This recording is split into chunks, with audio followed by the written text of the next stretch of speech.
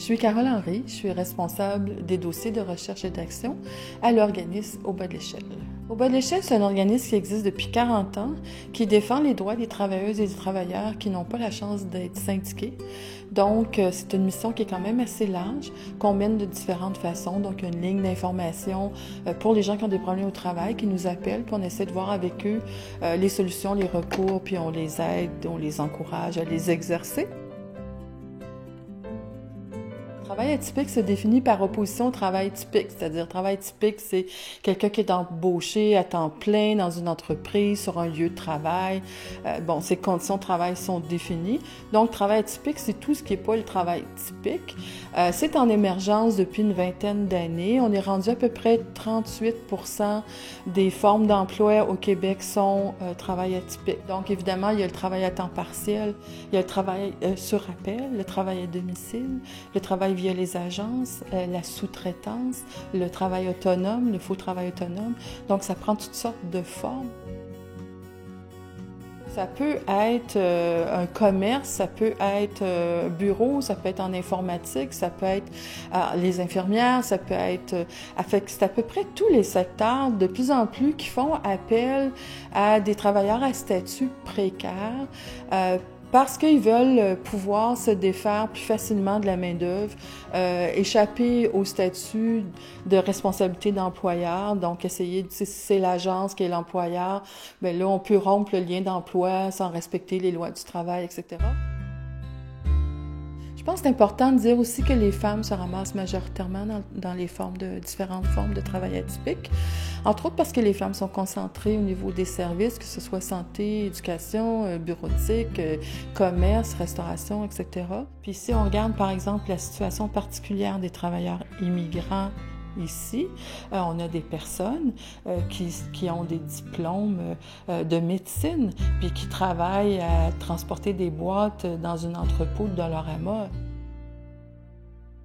On ne peut pas non plus penser que c'est nécessairement des personnes qui ont peu d'éducation, parce que c'est dans tous les secteurs et dans tous les domaines, cette fragilité du lien d'emploi.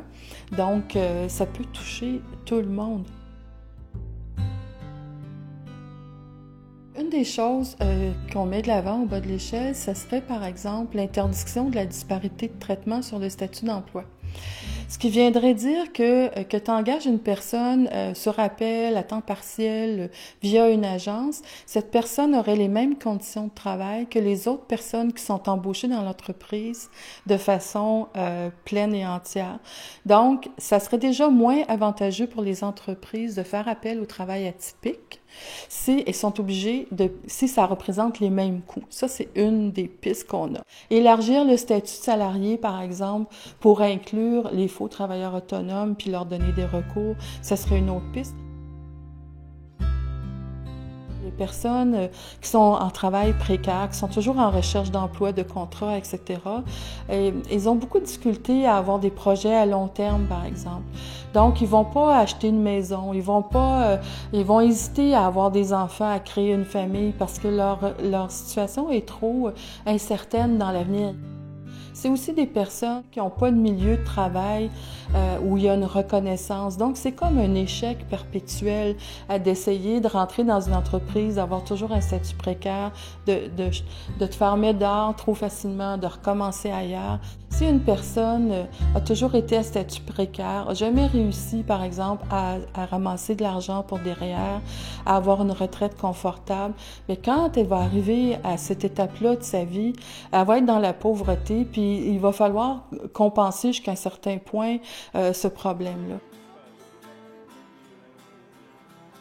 L'identification au travail est importante pour les individus. Hein? On s'identifie beaucoup à notre milieu de travail. Donc, de plus en plus de personnes n'ont pas ce luxe-là. Ils sont toujours en échec d'une certaine façon. Donc, ça crée à long terme un fardeau sur ces personnes-là. On commence à le documenter, c'est quoi les impacts sur la société, sur les familles, sur la communauté, du fait qu'il y a de plus en plus de personnes qui sont à statut précaire.